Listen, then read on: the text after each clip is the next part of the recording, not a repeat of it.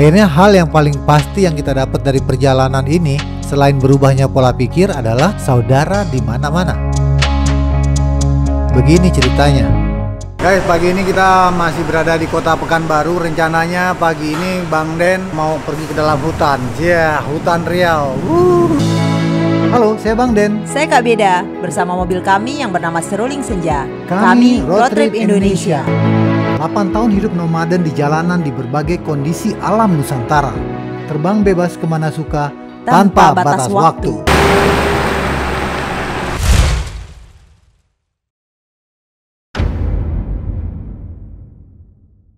Ya, untuk video kali ini kita di Pekanbaru ini, video ini disupport oleh Mitratel. Jadi kita membawa misi dari Mitratel. Temu subscriber nih. Ada kawan. Halo. Umar. Rizky. Oke, ayo kita foto dulu. Ayo foto dulu. Foto. Kamu tahu nggak sih rasanya punya teman dan saudara hampir di setiap daerah di seluruh Nusantara? Dulu nggak terpikirkan kan? Sama sekali. Kita sekarang melewati lintas timur arah ke Pelalawan, namanya Pangkalan Kerinci. Itu dari kota Pekanbaru sekitar 2 jam lah. Sekarang kita lewat lintas timur, cuman kalau kita ikut-ikutin terus nanti bisa ke Jambi, Palembang, balik lagi ke Jakarta. Ini lintas timur Sumatera nih. Jadi kalau lintas timur Sumatera itu emang rame banget ya. Kali ini Bang Den ikut Om Okto, tuan rumah kami selama di Pekanbaru, menuju Kabupaten Pelalawan untuk mengantarkan perahu. Lebih tepatnya sih urusan pekerjaannya Om Okto, tapi yang namanya pergi ke pedalaman dan ke tempat baru tentu mengasihkan bagi Bang Den. Seruling Senja dan Kak Beda tunggu di rumah saja. Enak juga ya ternyata disetirin. Riau ini pasti berhubungannya hutan sawit dan hutan akasia. Aku sih seneng ya masuk ke pedalaman-pedalaman, terutama tempat-tempat yang belum pernah kita kunjungi sebelumnya.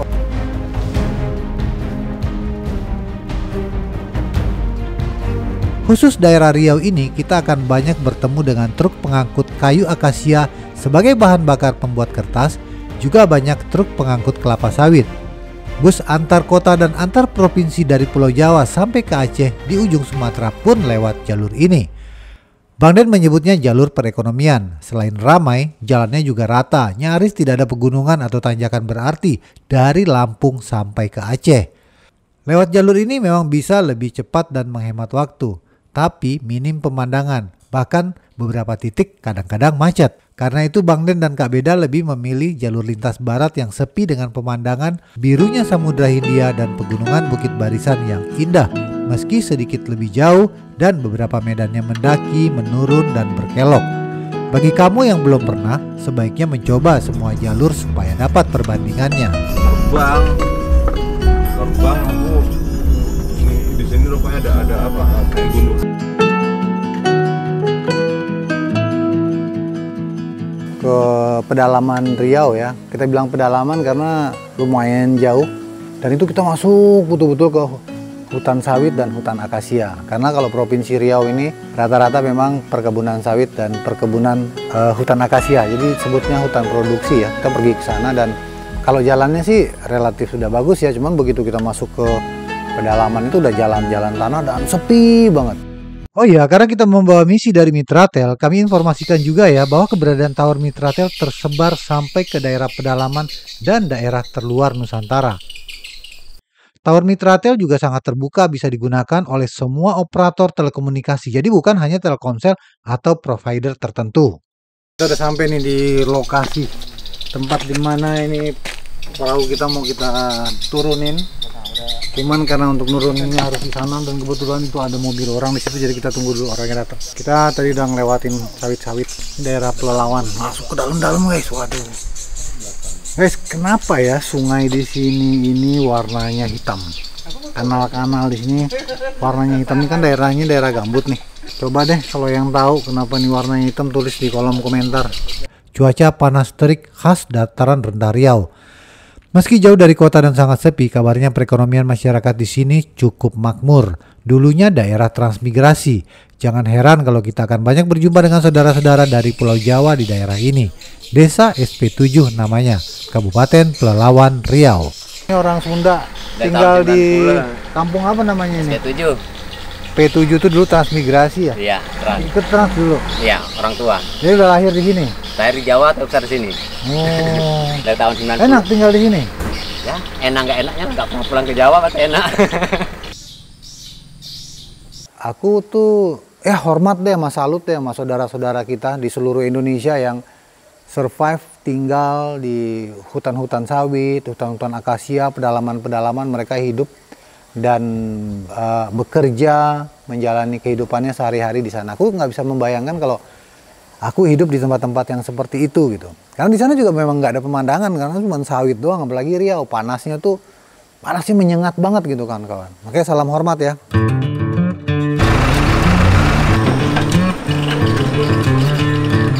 Kami kesini mengantarkan perahu pemotong rumput liar yang tumbuh di sepanjang kanal-kanal sawit dan kanal-kanal akasia. Inilah bisnis pekerjaan Om Okto. Ada yang berminat?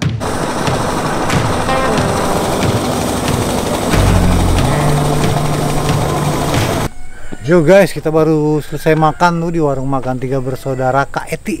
Tadi udah selesai kita drop itu perahunya, makanya kita berhenti makan siang di sini. Suasana desanya nih. Tuh masih hijau-hijau tuh. Ini warung makan kita nih.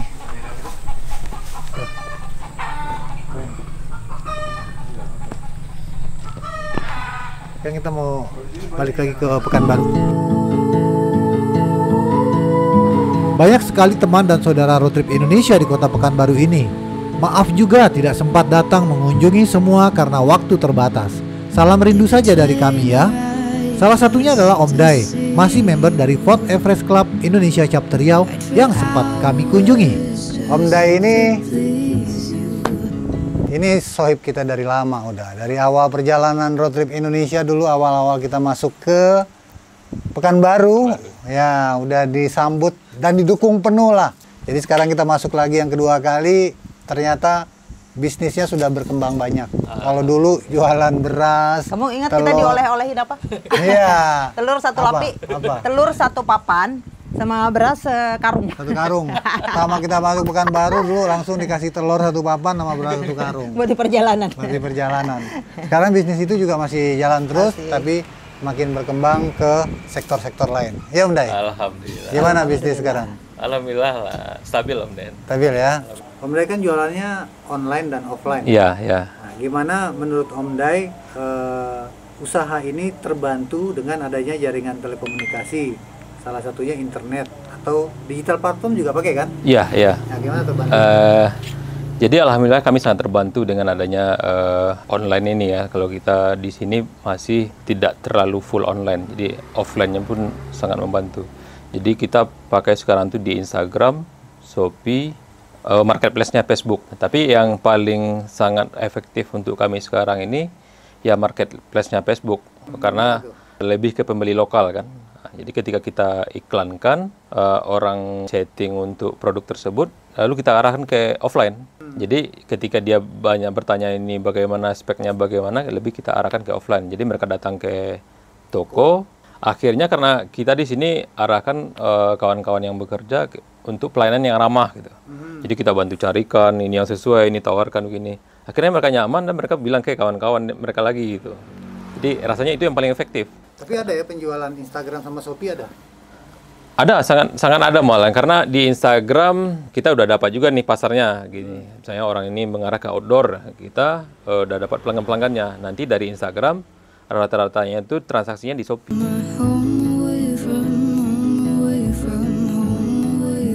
Pernah nggak mengalami percobaan penipuan di digital platform? Beberapa kali pernah, hampir ya. Tapi alhamdulillahnya sampai sekarang kami masih diselamatkan.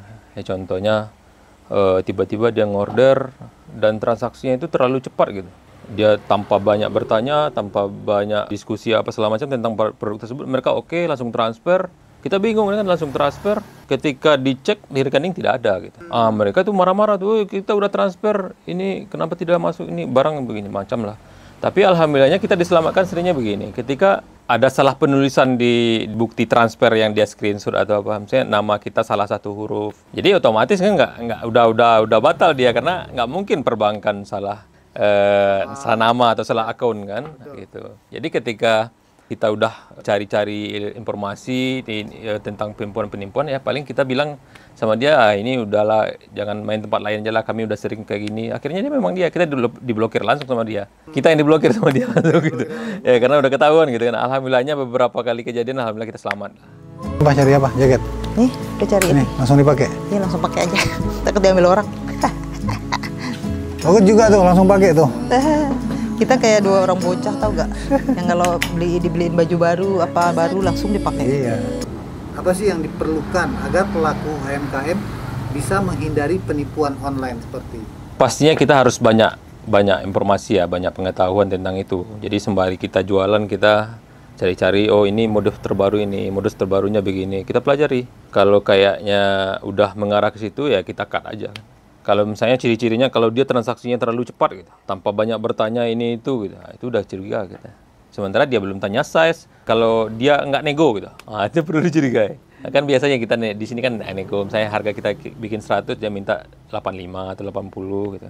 Tapi tiba-tiba dia datang bayar, itu kita udah curiga kan.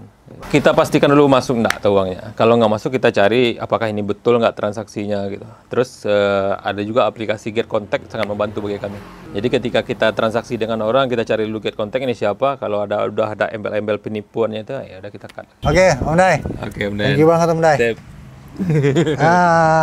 Sukses untuk Road Trip Indonesia. Sama-sama, sukses juga buat toko Tirtahana. Amin.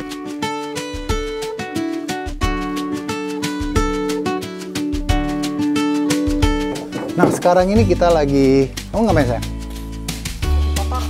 Baju kotor mau di laundry. Sementara ini kita menginap di tempatnya kawan, namanya Om Okto dan Kak Wati.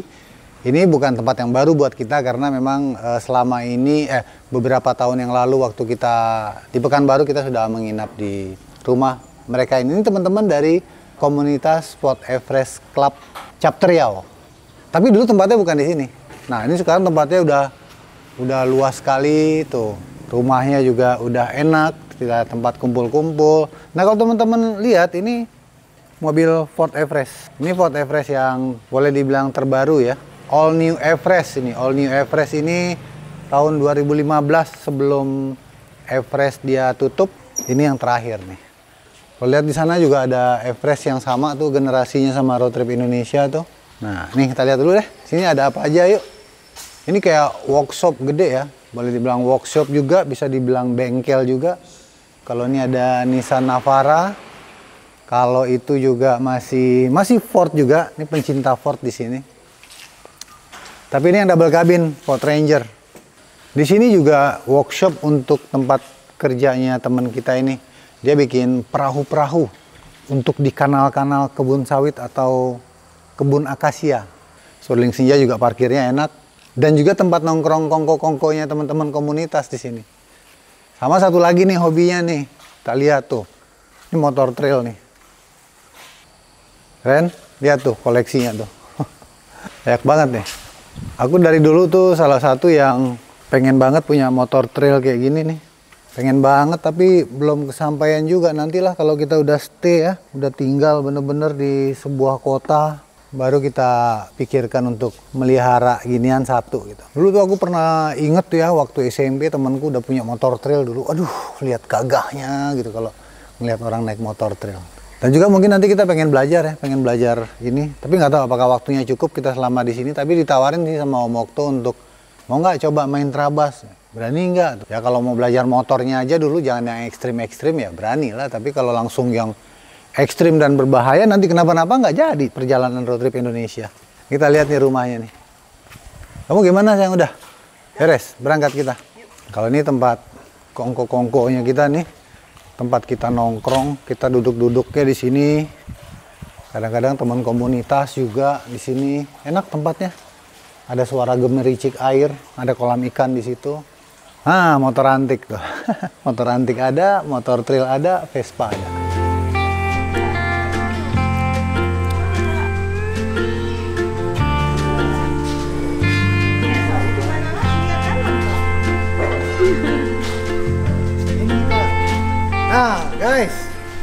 Kawan-kawan road trip Indonesia ini Om Jono dari ketemu Bang Den nih dari kita udah terakhir ketemu di BLC ya. Bandung. Di BLC di Bandung. Di ya. daerah Payung.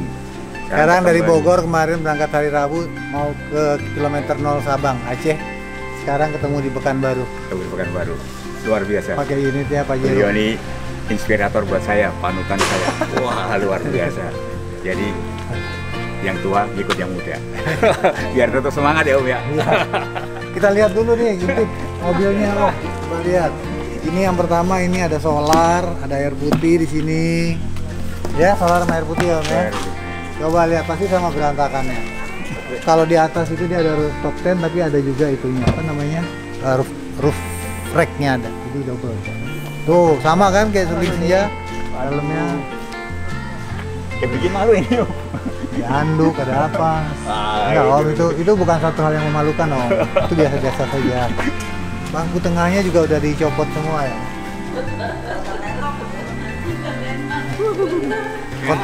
Kontrakan rumah petak berjalan.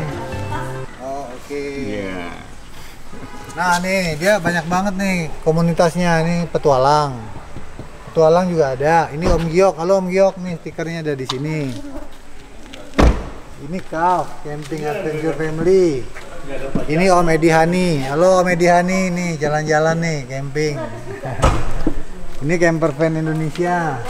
Om Slamet nih ketumnya. Halo Om Slamet. Lengkap semua ya. Oke. Ini Nengnya nih, Neng.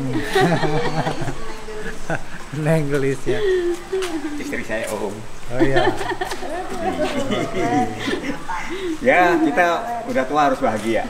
Belum Pak. Iya. Selamat jalan Ya, sampai Om. ke Terima Aceh. kasih Om. Semangat terus ya. Kita tempel dulu ya. Iya. Ini tempel Oke, dulu nih. tempel dulu dong. Sini ya. Iya, turun dikit. Oh, Iya, lurus kok. lurus ya. Bukan masalah usia lo. Ini Om Sujono dia dengan istri itu udah usia pensiun tapi Tuh, semangat. ini kita semangat nih. Om. Semangat ya. Iya. 68 Terima tahun. kasih dengan Bang Den dan Kak bedanya nih. Kita 68 tahun tapi masih semangat. tetap semangat. Semangat.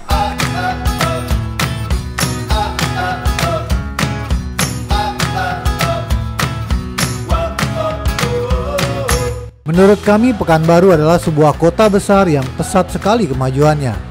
Sebetulnya masih banyak cerita di kota ini yang belum sempat kami edit dan upload waktu beberapa tahun lalu kami masuk ke kota ini. Maaf ya kawan-kawan, kami masih punya banyak hutang cerita. Suatu saat pasti akan kami ceritakan semua kok. 50.00 begitu ganti. 14.270. Sekarang kita lanjut ke bengkelnya ini, bengkel 4x4 di Pekanbaru. Ini banyak mobil Land Rover di sini. Sayang, kamu katanya mau beli mobil Land Rover, sini dong. Kabeda tuh pengen kita punya Land Rover, cuman kalau sekarang Land Rover itu ternyata harganya udah nggak karuan-karuan. Ini yang pendek ini aja nih, tahu nggak berapa? Ini kemarin tuh harganya 140 juta. Kalau yang panjang-panjang kayak gini, kabarnya sudah di atas 200. Gimana kita mau beli? Ini long nih baru dapat, masih bahan mentah, masih ancur-ancuran. Ini aja kemarin 80 juta. masih babak belur kayak gini nih. Tuh. 80 guys. Been selling things are well. What facts belong, it's hard to say. Entah kenapa ya mobil Land Rover ini punya daya tarik tersendiri. Walau mobil tua dan rusak melulu, tetap aja berkarisma dan menjadi rebutan. Bahkan banyak yang tergila-gila loh. Kabeda aja naksir. Makin mahal banget coy. Tapi begitulah Landy. Menurut kawan-kawan road trip Indonesia, cocok nggak sih kalau mobil ini kita pakai untuk keliling Indonesia? Tulis di kolom komentar ya. Ini studionya seniman mobil nih. Ownernya nih, Andika Putra. Ini kita lagi mau setting apa namanya antena buat radionya ini, radionya Suling Senja. Dulu masih inget, masih ditawar-tawarin, dia bilang dah ambil lah dah katanya. 12 juta, 15 juta katanya gitu. Sekarang kita mau nyari dia nih, mau cari yang 15 jutaan, ternyata dia bilang udah 80, ada yang 200 juta, 150 juta, ya udahlah. Oh begitu. Kita cari duit dulu yang banyak-banyak. Teman-teman Land Rover lebih tinggi ya. Kenapa? Yang animonya. Iya betul. Animo buat adventure, untuk mobil segala fungsi, bisa adventure, bisa buat tongkrongan ya.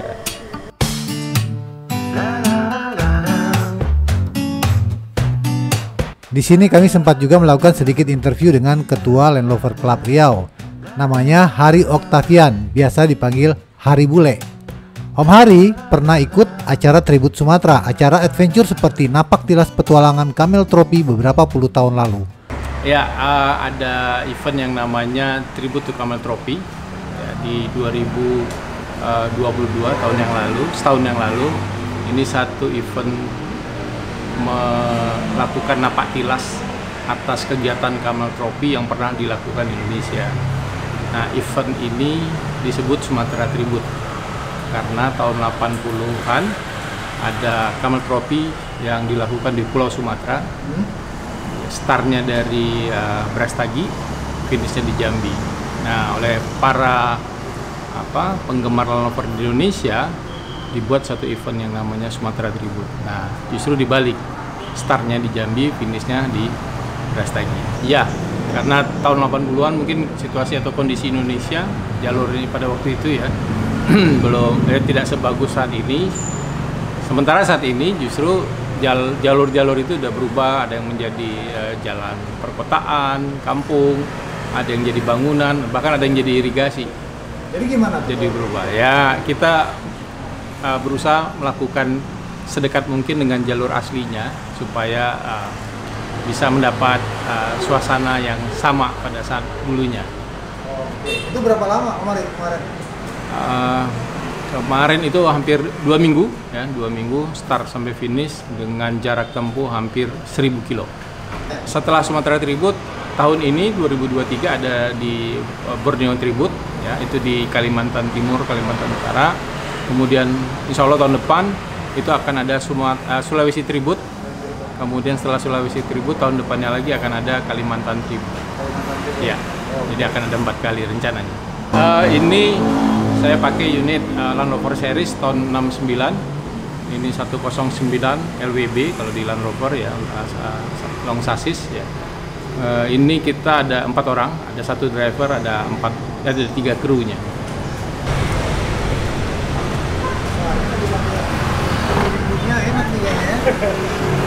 Ini kalau dipakai Udah banyak properti yang dibuka, dilepas. Iyalah. Kalau tadi pasti, kalau aslinya pasti ini penuh semua lah nih dengan spare part, barang-barang. Ini udah kosongan namanya nih. Full AC nih. AC. Woi, Ini setirannya nggak ada blower. yang tebelan lagi. Ini aslinya dia nih. Ya begitu. Memang begitu originalnya. Ini aslinya Seri originalnya. 2. Ini seri 2. 2. Ini seri 2 katanya. Seri 2A ya. Seri 2A. Lihat nih tombol-tombolnya, tuas-tuasnya semua. Gimana kawan-kawan? Menurut kawan-kawan kalau mobil kondisi kayak gini bagaimana? Bisa kita lanjut keliling Indonesia? Atau mungkin kita keliling dunia dengan kayak gini? Siap nggak? Kalau yang cuma kalau Nih, kalau pakai keliling dunia siap nggak nih?